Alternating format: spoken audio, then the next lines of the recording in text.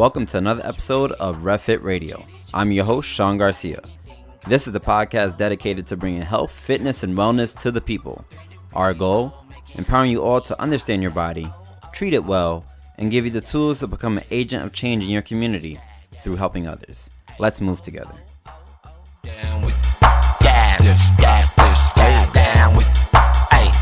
Drink this straight to my liver. Watch this, no tick. Yeah, I'm the game rap Xmas. Mo shots I deliver, faded. Vegas might sponsor the killer. Shake it, break it, hot for the winner. Drop it, cop it. Eyes locked on you in the eye. Thanks for joining us again on RevFit Radio. This is episode 41. On today's episode, we got to speak to author Guramrit Khalsa. She lives, breathes, sleeps health and wellness. Her love for wellness fuels her passion for cooking, yoga, meditation, and spirituality. Guramrit is a holistic health counselor certified by the Institute for Integrative Nutrition and a graduate of the SI Newhouse School of Public Communications at Syracuse University with a BS in magazine journalism. As a holistic health counselor, she places a strong emphasis on self-love and self-care and ways to infuse love and gratitude into all aspects of daily life. Guramrit just published her first of many books, Yogi Eats, A Delicious Journey to Nourishing Your Soul, as a manual for inspiring others to infuse yogic principles into their lives while also utilizing their kitchens as a hub for wellness. We'll be back in a little bit with more on the interview I did with Guramrit. The production team for this podcast and all the work we do is 100% volunteer-based, and we are dedicated to providing free weekly shows for as long as possible. We need your support for our efforts though. We have a few monthly expenses, and we're looking to develop a fully functional recording studio in 2015. If you want to pledge your support, go to revolutionaryfitness.org/support. There are also special perks for our monthly supporters. Thanks. So tell us about how you got into health and fitness. Well, I was raised in a yogic household, and I was reluctantly the kid that had to wake up at 5 o'clock in the morning with her mother and meditate and take cold showers. Definitely not something you want to do when you're a little kid, but it's just been really ingrained in my being. I'm really all about my wellness. And I didn't realize that as a kid, and I think it really took a few 20 years to really get myself to a place where I'm like, this is what I want to do with my life, and I want to help people really feel nourished and feel well. So that really inspired me to pursue studying nutrition, and I studied and got certified at the Institute for Integrative Nutrition and became a holistic health counselor. But for me, yoga always finds its way in what I'm doing, and I feel like holistic health, it's very broad, but for me, I like to call myself a soul nourishment coach, because at the root of everything, you want to feel nourished. You want your soul to feel good. What do you want to feel like? How do you want to live your life? What does it look like for you? What is the vision for your life? So that's really my focus. And, fitness, wellness, yoga, eating, nutrition, it's all an integral part of it. Awesome. And so you mentioned you being a kid and kind of being, stuck doing meditation and taking cold showers and stuff. And I think about like the kids, specifically like my niece or other kids in our community who are like being dragged to the workouts. And I think it's easy for parents to be like deterred because their kids are not into it and like kind of give up on it and just like, all right, whatever, do what you want to do. Do you think that parents should stick with it and have faith that the kids will turn out appreciating it? Even though I didn't appreciate it as a kid, I look back and I have really fond memories. I grew up around people practicing Kundalini. That was what I was raised in a Kundalini household. My mom was really a great student. She loved taking different yoga classes and different forms, and she just took me with her, whether or not I liked it. And I'm like, all right, I'll go with you, not a problem. And it really, deep in my core, it established this strong desire to find spirit, to meditate, to be well. So I feel like parents, even though the kid is reluctant, keep going, because you don't know if the child is going to take it and transform. You're going to take a whole I did a 360, not even a 180. I came full circle. I never thought I would go back to doing yoga. I mean, even though it's been part of my entire life, like for me to live this life, to live a yogic life, to infuse principles in my daily life, to have this profound awareness for my body. If you would have asked me at 16, I'd be like, oh, hell no. But, at 26, it's like, yes, this is who I am. This is part of my life, and I can't see it any different. And it goes back to me being 5, being young, going to Kundalini classes with my mom, waking up early. And she just laid the groundwork for it. And it seems so natural to me now. So for parents, just keep putting in the work. You drop the subtle hints. Kids pick up on it. I mean, you just leave the groundwork. Awesome. And they'll hit the ground running. That's great. And, you have a rich history in editing and writing, and starting with a degree in magazine journalism, right? Yeah. Can you talk about all the stuff you've done in that world? Oh, for sure. I went to Syracuse University, and whenever I put my mind on something, I have to have it. And I've been like that as a kid, just forever. I'm like, all right, I'm going to go to this school, and I'm going to go to this school only. I'm going to major in this, and I'm going to major in this only. And so I was blessed that I was able to go to one of the best journalism schools in the country, and I remember doing one of my first papers, and I ended up failing, and I'm like, why in the hell do I want to do something? And I have never failed anything in my entire life. And it freaked me out that I got an F on my first paper. And I was like, all right, here's a lesson. I obviously want this enough. I'm going to keep going. So, pursued my degree, graduated, and I did a ton of internships. Like, you graduate and you really have to pay your dues, and it's unfortunate that now there's so many. I can go on and on about unpaid internships, but really I've learned a lot everywhere I've gone. I interned at the Daily Meal, and I did a lot of work with food, and my main goal when I graduated, I was like, I'm going to work at a food magazine or a food website. And that was the very first internship that I got, and I hated it. And it's funny how, you set your mind and you want something, but the universe has a completely different plan for you. I'm like, okay, fine. Pivot, move on. Ended up at Parenting Magazine. I did editing there, interning, freelance work. I did fact-checking, and then I ended up in a completely different market. From journalism, I ended up in marketing and PR. And that was completely out of my comfort zone. But wherever I go, I'm always learning something. And ended up as a media relations manager at a job I just did not like. And I allowed myself to suffer. And I think that's really when my yogic practice flourished, as a result of me taking a job that I thought would be good, but it really wasn't good for me, and it wasn't good for the core of my being. And as I started to develop this profound awareness for myself and my entire body, I'm just like, this is making me physically ill. I am making myself physically ill, taking this job and working so many hours and being exhausted. And then I moved on to working at a job I really enjoyed. And then I got laid off. So funny how that works, right? When you were doing if you could go back, would you have skipped those internships, even though you said they were learning experiences? Would you have found a more healthy spiritual route? Everything that has happened in my life, I believe, has happened for a reason. And I feel like I wouldn't be who I am right now without those learning curves. Any obstacle that I've overcome, I've always had the tools to move forward.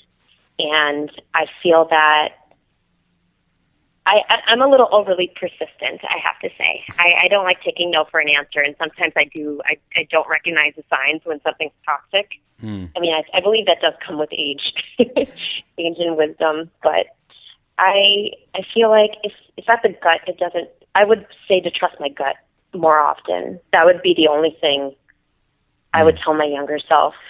Trust trust your instinct, trust your gut. You're wiser than you think.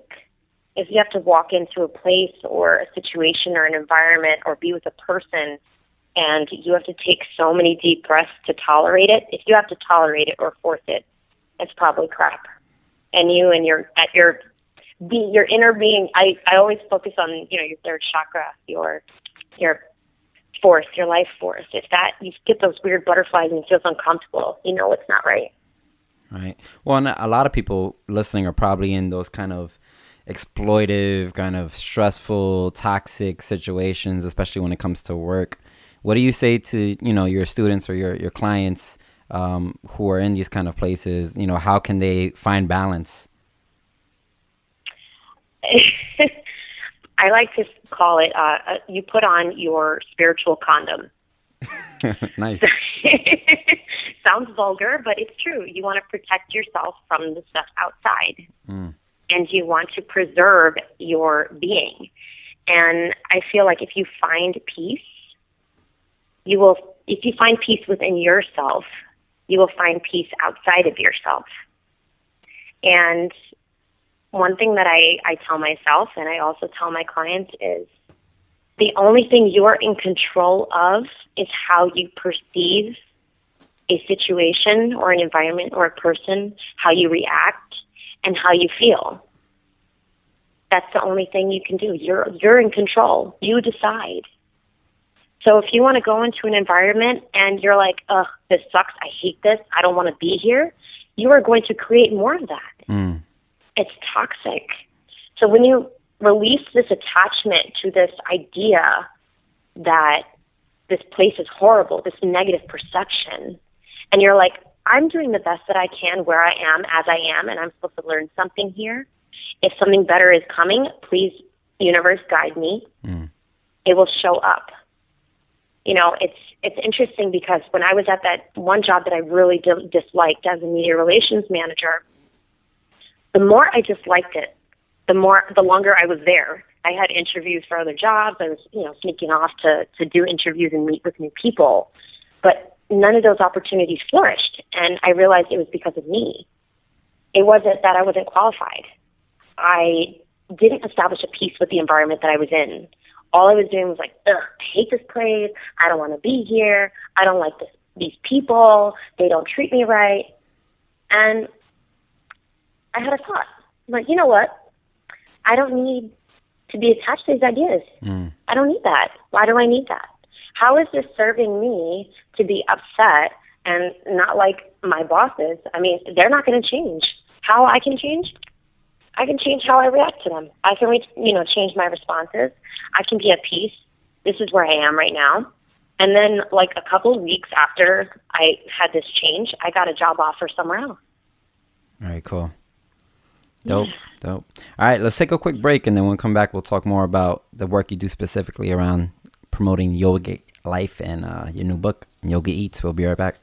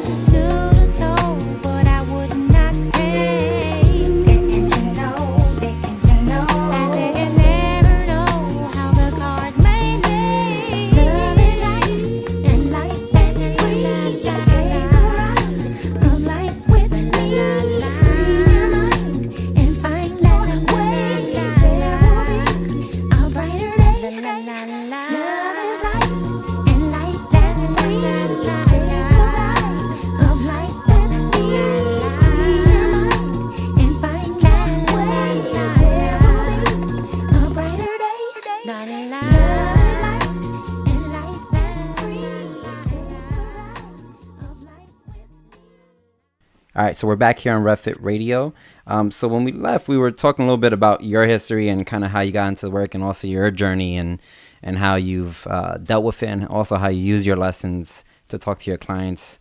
You talked about that spiritual condom, which is a cool way to refer to it. Especially you've done some work around like sexuality and sexual abuse and how it ties into spirituality, right? I did. Ooh, you've done your research about me. I actually interned with this amazing organization called ILERA, and they really focus on sexuality and the divine feminine and things along those lines, and I really enjoyed that. I was really resistant to focus on that, but, when I felt that call, I'm like, I really want to focus on this. And this comes from also personal experience, having been a survivor of abuse. I've really used my experiences to become who I am today, and I didn't let those things really dull my shine. And I'm like, I can either be a victim or I can be a thriver, and I have so many gifts to share with the world.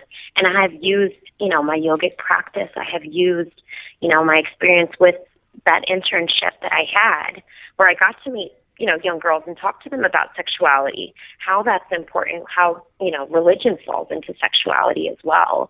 And that really helped me flourish in my practice, even as a health coach and counselor, how I talk to my clients about sexuality and living pleasurable, because we need the pleasure. I mean, what's life without a little pleasure? Come on. Definitely.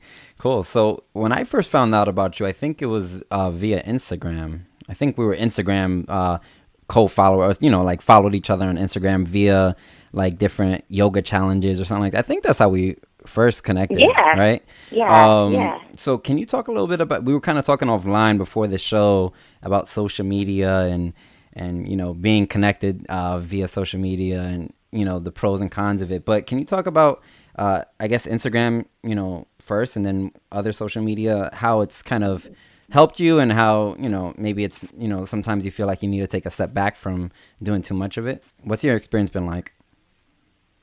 Well, it's interesting because I actually, at one point, social media was like my job. I spent so much time. It was part of one of my job descriptions. I had to be on social media all the time. And I felt really consumed. And I think I felt most consumed when I was doing like 10 yoga challenges at once. And I don't know I got overly ambitious. How did I get here? And, my boyfriend looks at me and we're on the couch. He's like, babe, for real? Like, do you really need to do that flying pigeon, like, right now? Can we just watch Game of Thrones and, like, be cool with this? What happened? No, I have to do flying pigeon, then I got to do flying crow, and then I got to do this, and then I have all these arm balances to do, and if I don't do it, my followers are going to be upset. And he just looks at me. I'm like, he's like, do you really think they care? I was like, I don't know if they care, but apparently I care enough to spend that much time with my phone. Mm-hmm. And I think social media has its place. And from a business perspective, it's really beneficial for marketing and getting your brand out there and selling yourself. And I think that sounds awful, selling yourself, but really we're selling a product or services. And a message. Then, we want to send a message. We want to reach people. And for me, I want to touch people on a deeper level. I want them to feel like I'm over here in the Bronx, but I'm hugging you from the Bronx. Mm-hmm. I want you to feel hugged by me with my posts and actually hear my voice. Even if you've never heard me before, I want you to hear me. I'm going to be like, hey, what's up? How you doing? How's your day? You're beautiful today, just in case you didn't know. Mm. But then there comes a place or even a point where it's overly consuming. You spend so much time and effort, and then you're overdoing it, and then you're like, oh, my God, there's no ROI, there's no return on investment on this. I'm spending all this time and all this effort, and then I don't know how many likes did I get on that post? How many comments did I get on that post? How much engagement? And it just turns into this circle. You're just spinning, and you keep looking at it. And I really felt like at a point I was in a relationship with my phone, and then my boyfriend was the third wheel. He's like, come on, what's going on? But so was there any benefit though to your I feel yoga challenges, 10 yoga challenges? Well, when I did all of those, the benefit was I realized that my body was much more capable than I thought it was, and it allowed me to take risks. And I think that was one of the main benefits of the yoga challenges. But then at the same time, for me, it took away the spiritual aspect of my practice because I became obsessed with the pose is supposed to look like this, and the pose is supposed to, I have to post this pose. People need to see my practice in order for the practice to be real. And I had a very humbling moment last year when I got really arrogant about my headstand because I was very excited. It was my first time, a little over a year. And I decided that I wanted to do it nowhere near a wall because I was just fabulous at doing handstands and headstands and all these new inversions. And I knocked my boyfriend's bike off the wall, and it hit me in the face. Ooh. And as a result, I suffered a concussion. And that was a huge turning point for me because I realized, hey, woman, it is not about the physical practice. It is the spiritual practice. It is the inside. It's not just the asana. It's not just the pose. There are many other things that you need to be at peace with first. Yes, show reverence to your body, but show real reverence to that body. It is giving you the strength, but do not abuse it. Love it, care for it, nourish it. And it allowed me to go within and focus on rebuilding myself and becoming more at peace with how my body was healing because I was getting frustrated that I couldn't do headstands or, handstands for quite some time. I mean, it's frustrating. You want to challenge yourself. Then I realized, who am I really doing yoga for? Am I doing it for me or am I doing it for everybody else? So that's when I stepped back and I stopped doing all those challenges. And that's also when I also realized I need to start taking more breaks from social media because my life is precious. My life is sacred. What goes on in my day-to-day, that's mine. This whole day, we spend so much of our life sharing every single aspect of it with everybody else. And I think sharing is great. Social media is awesome. I dig it. It's an awesome marketing tool, great way to spread a message, great way to reach people and connect. That's how you and I connected, and I am so grateful for that. But then there comes a point where we're missing it. We're missing the trees blooming. We're missing the rain. We're missing the food in front of us because we want to take a picture of it before it's eaten. We're missing vacations with our loved ones because we have to take a picture of it. We're creating memories before the memories happen. And this is why I like to unplug, or at least I'm putting into practice unplugging more because I find myself, we all have those moments where we go back and forth. But I think it's really essential for us to take breaks and pause, be still. Definitely. We're actually running a challenge right now. It's called Build Your Home Flow. It's really, it's promoting, kind of what you're saying is like, it's not about, these daily pictures, but really, putting into daily practice. This is something I preach to my students all the time in my yoga classes is like, it's great that you're here and you're enjoying this moment and you're doing your practice, but you have to really build your home practice. You have to, take it and do it solo. You have to be in your crib and dedicate time and, really speak to yourself.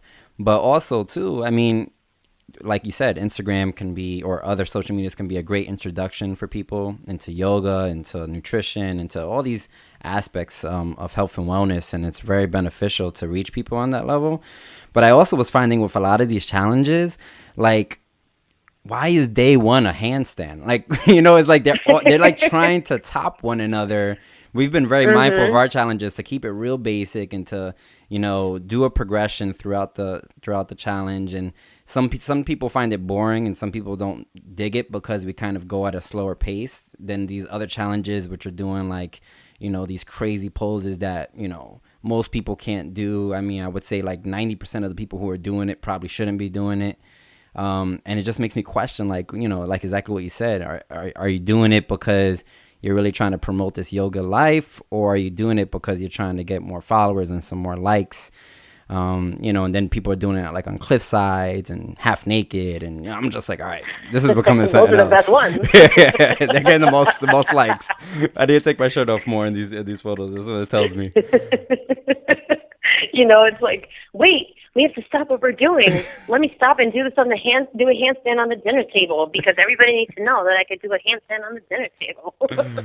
Yes. It's like, I think it's good to have fun and enjoy your practice and do it wherever you want to go, but to do it for the gram, like, for real, come on. Life isn't for Instagram. I remember the first time I got 100 likes on a picture, though. I was super hyped. I can't lie. I was like, oh, I got 100 likes. It's a good feeling. I'm not going to lie either. It's like, oh, snap, I'm actually cool. Exactly. Someone reshared my picture. Oh, man. All right. So let's get to the book then. So, let's just start with the name of the book, because it's a very, very niche-y kind of name, right? It's not everyone eats. Yeah. It's Yogi Eats.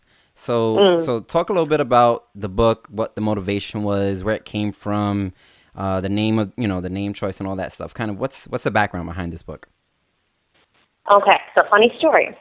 So I decided to take a walk one day in October, and I went to the farmer's market, and I was just kind of walking around and talking to my grandma, and I said to her, I was like, I want to write a book, and I want to write a cookbook, and I want to write so people have this handbook of, like, how to eat for different things, like how to eat foods for grounding, things to eat for energy, foods for feeling sexy and, relaxed and calm and all of that. And I was like, but I have no time.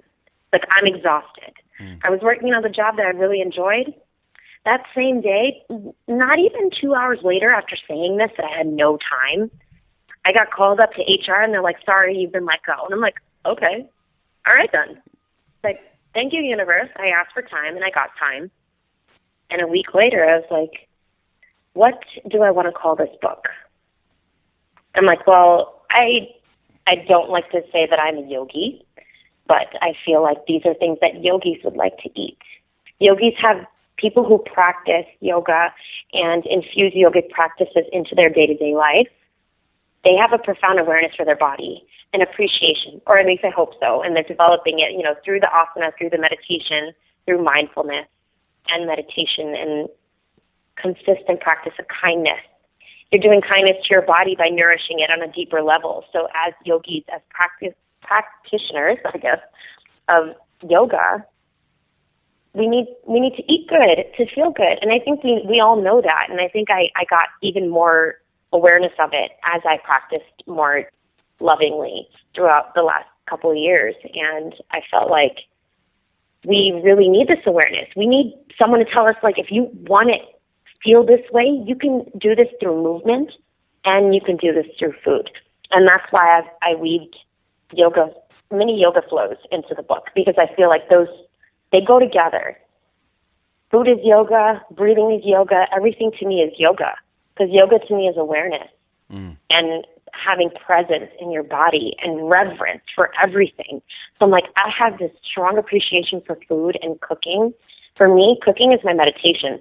I walk up in there, I put some awesome music. Sometimes I'm an old lady. I play some, like, Billie Holiday. I play some opera, and I'm in the kitchen. I'm opening up all my cabinets, and I'm just like, hey, what are we making today, guys? What's up? So my beautiful meditation of cooking decided to show up and manifest in this form as a book. And I'm like, all right, let's do this.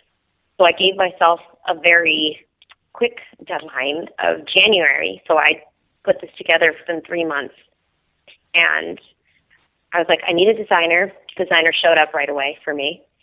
And it just blossomed. And it felt so natural and so right. Like I was supposed to write this for years. All the recipes that I had in there were things I grew up with as a kid, going to Kundalini yoga camp with my mom. And, like yogi tea with my mom and yogi bhajan, and practicing different yogic breaths, doing Kapalabhati in the morning, doing alternate nostril breathing. So I basically took my childhood and took my meditation in the kitchen and decided I'm going to put this in a book. Well, And it sounds like 3 months of work, but really a culmination of your life experiences thus far, right? That's about right. Yeah, that's awesome. But you said you're not a yogi. So who is a yogi? Who is this book for? That's a good question. I feel like this is my main audience for this book are people who want a long-lasting solution for wellness, or who really want an inspiration to get back into the kitchen, to develop an awareness for their beautiful bodies, that you have all the tools that you need to be well. And I even tell my clients this all the time. I'm like, I'm here as a guide. I'm not God. I'm not your guru, even though I've gotten that sometimes, and I think that's really odd for me. It makes me feel uncomfortable. I'm like, I'm not a guru. I am a guide. I'm your cheerleader. I'm here to cheer you on and inspire you and motivate you and give you a push. And if you need some tough love, I'll give it to you. That's who I am. And this book is also my way of giving people this gentle shove in the right direction. Like, you have what you need, and all these recipes are relatively simple and things that I make all the time. You don't need to have this complex amount of ingredients or random things that you will never be able to find. I want people to enter their kitchen and be like, I love you. You're awesome. We're going to create something fun today. And I'm going to feel good for the next few days because I ate good. And I showed my body and my spirit some love. I moved, I practiced, and I ate. Oh, and I ate so good. So, yeah, I mean, food should be like pleasurable. I think everything should be pleasurable. I think I should have called it pleasurable eating, but maybe that's another book. Awesome. So let's take one last break, and then we'll come back. We'll finish up talking about your book and also what's coming up next for you. Sounds good.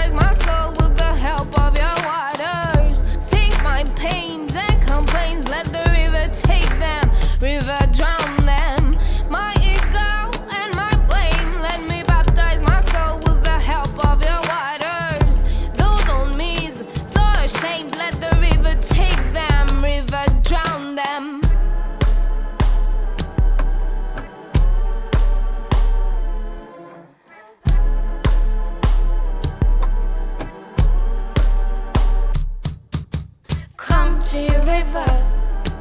I will come to your river. I will come to your river.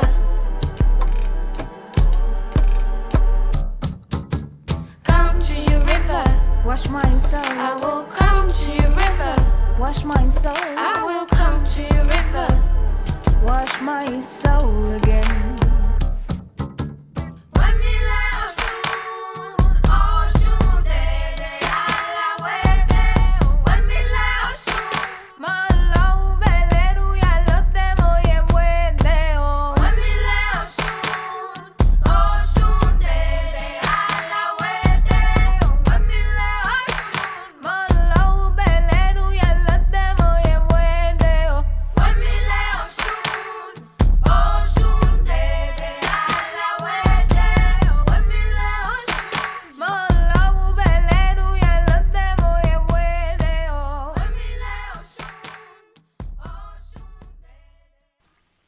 Back here on RevFit Radio. So when we left, we were talking about your book, who it was written for, how people can use it. But let's talk a little bit about your experience of writing a book, because this is your first book, right?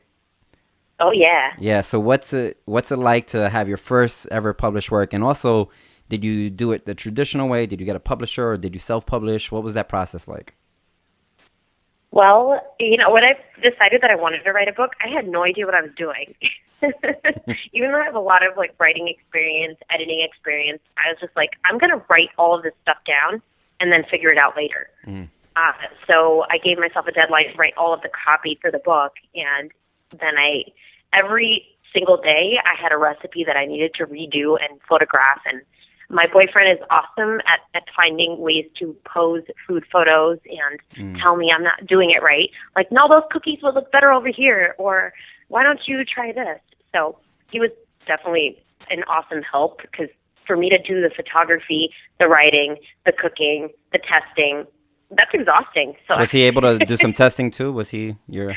Oh, he has to eat, because I'm the cook in the house. We live together, so I'm like, you're eating what I'm making. I mean, he's not vegetarian, but he was fine with eating vegan and vegetarian for the time being as I was doing all the testing. Maybe I should get my girlfriend to write a cookbook, and it might be a good move. Yeah, then all you'd be doing is eating, and then you just lay there on the couch and you don't want to move. I mean, it's all good food, but, it was just, the kitchen was always full. I mean, it's still full, because I'm always experimenting, because I am working on the next one. Just a little teaser there. Nice. But what I did was I self-published. I took some advice from a couple of people that I knew that published books, and they said for the first one, the best bet would be to self-publish. And it's turned out great for me. I was actually really surprised. It was reasonable. The main investment for me was paying for a designer, and I'm so glad I did that, because the book is stunning. I can't even believe it's real. I think when I got my first copy, I just looked at it and I'm like, oh, hell no, I have a book. This isn't real. This can't be mine.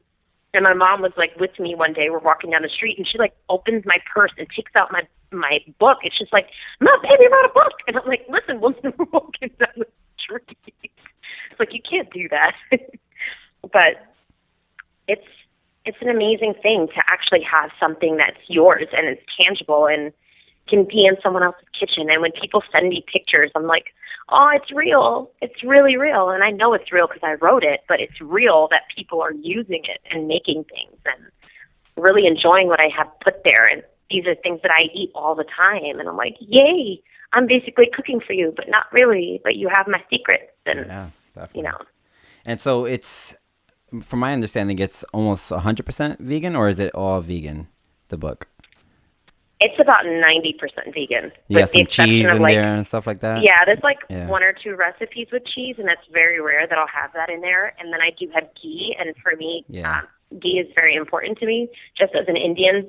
Yeah, definitely. And, the Ayurvedic practice, and it's just so healing, and you place it on your third eye, and it just awakens all this. Oh, you have to try it. Whoa, and it's great. It's why we use it regularly too. And the thing about it is, if you do have any sensitivity to butter or dairy, the ghee is a great alternative. I mean, it's still butter and stuff is still not vegan, but it definitely feels easier on the stomach and is easier to digest. And it has so many nutritional benefits for sure. So so the book is primarily a plant-based book, so vegan, vegetarian. But how does it differ from other cookbooks out there? Because there's a lot of them now. So how does it differ? Yeah, that's for sure. Well, there isn't a book like mine that has yoga, flows, breathing, and recipes. And the thing that I feel like brings my book uniqueness is the fact that I divided it into 4 main chapters. I think I touched on it very briefly earlier, that each chapter, it'll expand in the future. I'm sure I'll have another edition to go beyond these basic 4 moods, emotions, feelings. Feeling grounded, feeling relaxed and calm, feeling sensual and, awakening your passion, and feeling energized. And I chose those 4 main things because I feel those are 4 things that we desperately need in our society right now. And when I listen to people, they're like, I'm so anxious. I have so much pent-up energy. I don't know how to relax. Can you help me relax? Can you tell me what I can do to relax? Or I'm just so fatigued. I don't know what to do. I'm like, I can't make it throughout the day without 4 cups of coffee. And I'm like, whoa, buddy, hold on. Here you go. Here's almost a guidebook. Even though I like to say my book is a cookbook, I feel like it's a manual for wellness, so to speak. They're like, all right, here's a couple of ideas for you. You can breathe this way to feel more energized, or you can eat this. Make a swap for your day. Try this for breakfast. Let's have some avocado toast. What are you eating for breakfast that's not sustaining you throughout the day? Maybe you need an energizing yoga flow to start your day. And the thing that I intentionally did this, that you can combine all 4 chapters, the yoga flows, and create one larger flow. And it's awesome. It feels good. I mean, those are all things that are part of my practice. So I feel like I gave people my secret. That's awesome. Do you have videos of the flows online anywhere? I do not. That might be cool. Thank you. I like the suggestion. Yeah. No, because during this yoga challenge, one of the things we talked about is how we have to create like some video tutorials on how to carry out the flows and how to create your own flow and things like that. And as you're talking about foods creating moods, foods affecting one's psychology, but also their spirituality. I think this is a deeper conversation that we should probably have you on the show later on again for, because I think it's something that people don't really comprehend, the effects of food on all these aspects of our life. But, when we're in yoga class, by far the hardest asana for everybody is, in my opinion, is savasana, is to just relax, to just lay down. Do you have any tips for people on how to really find that relaxation and just kind of disconnect from the world for a little bit? I am the queen of mind chatter. So people out there, you are not alone. It takes great practice, and sometimes I struggle. Even after years of yogic practice, I still struggle with my mind chatter in Shavasana. But I start to focus on my breath. And I think we forget that. Our breath is essential. It's essential to the prana. That's why it's pranayama. It's our energy source. We need to breathe to live. And how are we supposed to exist without breathing? And I feel like the root of relaxation is the breath. So just deepen the breath. And if you just focus on that, the inhalation and the exhalation, the wave of moving your belly up and down, you remove the awareness from your brain and your mind to your stomach or to the breath. And you're like, all right, let me just focus on this for a while. And then the mind starts to silence. At least it usually does for me. But nice. I think it's also important for us to unplug. And I feel like that's why a lot of us are so pent up. And I know this happens to me all the time. You go to bed on your phone, you wake up on your phone, and you're always on your phone, and you're always available, you're always reachable. You're sacred. Your time is sacred. Give yourself the opportunity to relax. I mean, wouldn't you want your best friend or your lover the opportunity to relax? You want them to relax. You want them to chill. So treat yourself like you're your own beloved, like your own lover, your best friend. and tell them, you know what, you deserve to take it easy. Calm down, take a nice bubble bath, light some candles, treat yourself, and breathe. Breathe.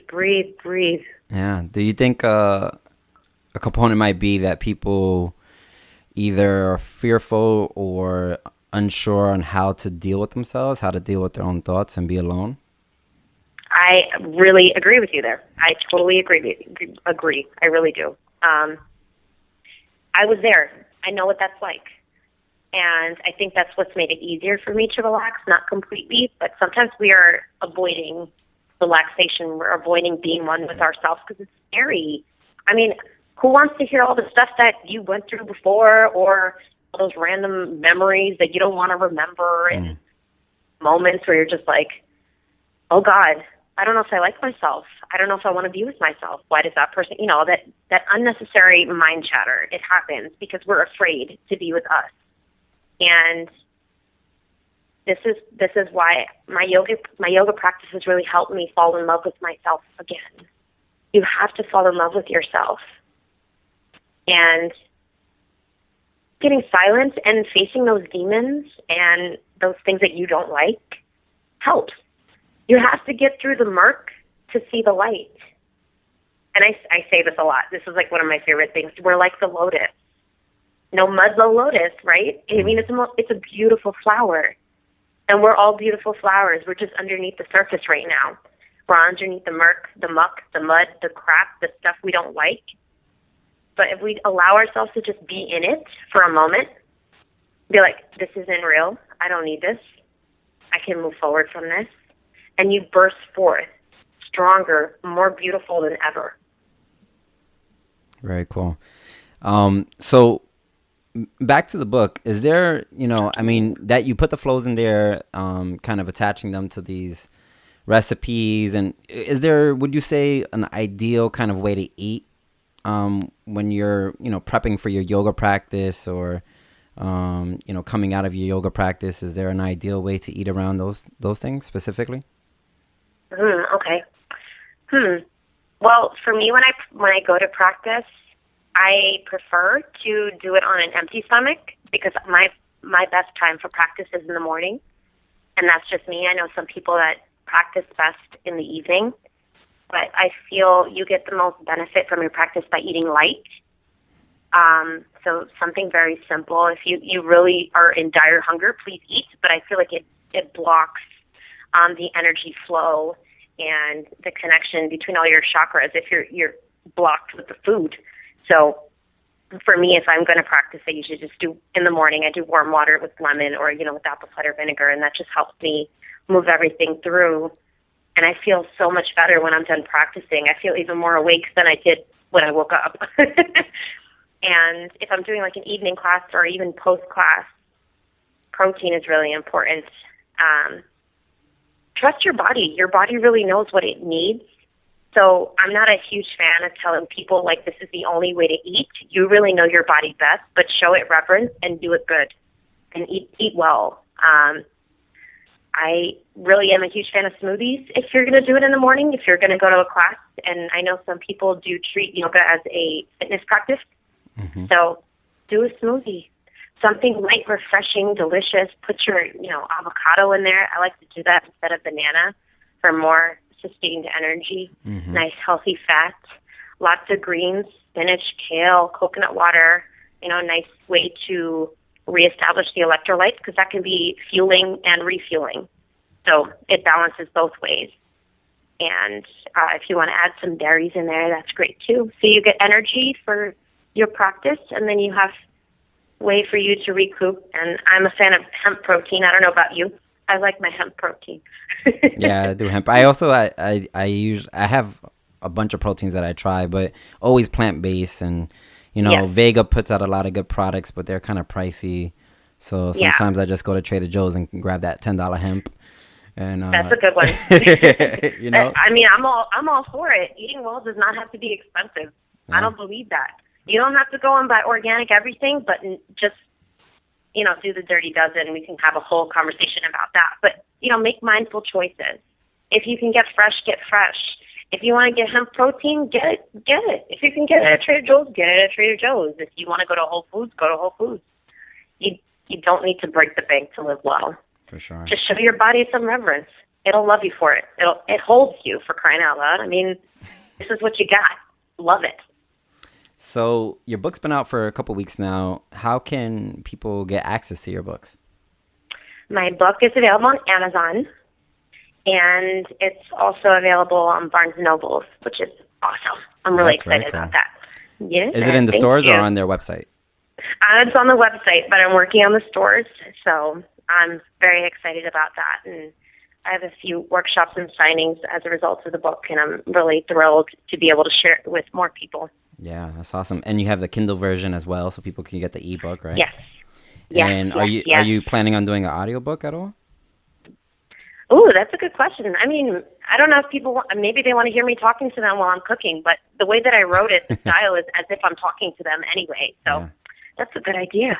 Yeah, the audiobooks is a cool thing. It's kind of similar to the world of podcasting, just being able to do things and just listen and, because people are super busy and running around and acting crazy. I mean, people should be reading books, but, if they can't. But that's cool. So what other stuff you got going on? Because you're in New York.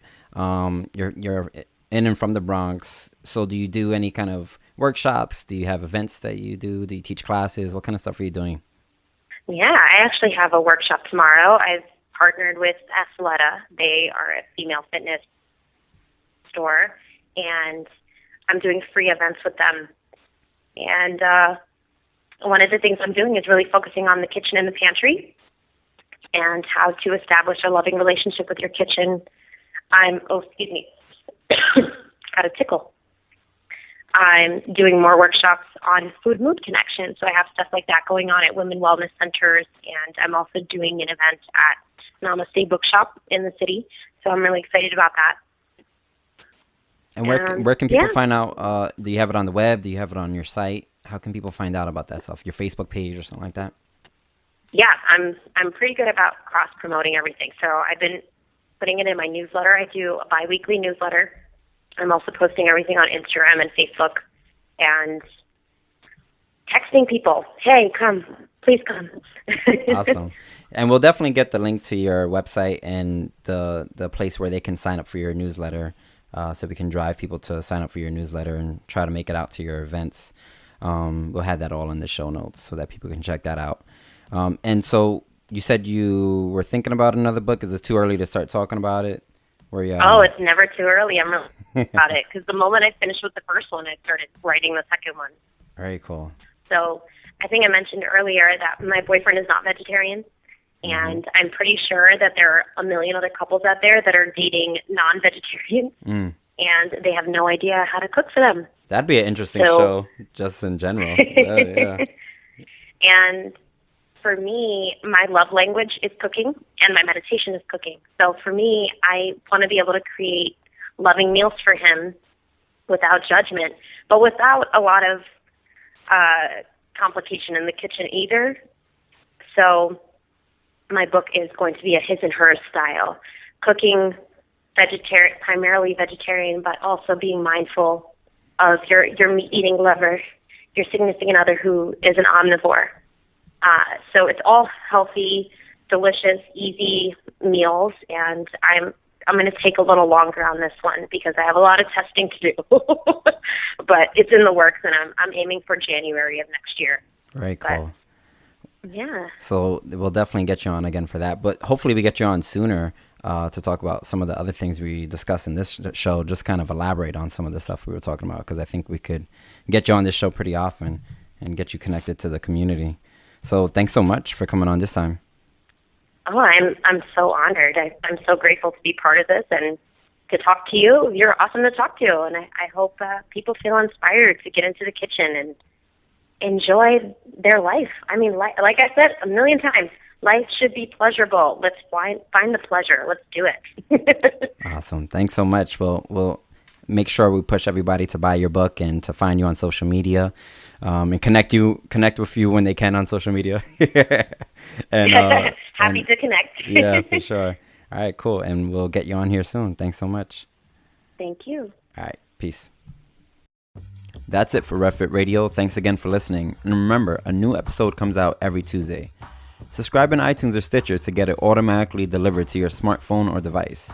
And if you appreciate the content we're bringing you each week, there are 3 ways to show your love. 1. Make a donation at revolutionaryfitness.org/support. 2. Write a review on iTunes or Stitcher by going to revolutionaryfitness.org/review. And 3. Share our podcast on social media so that your friends and community can find us online. Talk to you next week, and as always, remember, let's move together. Peace.